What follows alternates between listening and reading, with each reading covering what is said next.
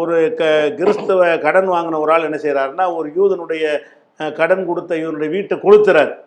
கொளுத்தணும்னு அதுலேருந்து கலவரம் பற்றிக்கிட்டு எரிகிறது.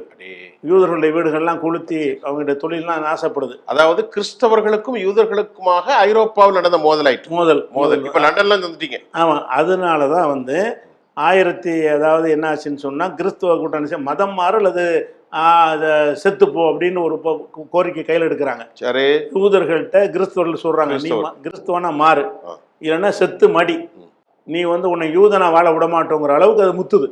அந்த அளவுக்கு கடுமையாக யூதர்கள் மீது உள்ள வெறுப்பு, இவங்க செஞ்ச அநியாயத்துக்காக வேண்டி யூதன் ஒன்று இருக்கக்கூடாது, எங்களை மாதிரி நீ கிறிஸ்துவனான ஆகும், இல்லைன்னா உன்னை இருக்க விட மாட்டோங்கிற அளவுக்கு போகிறாங்க.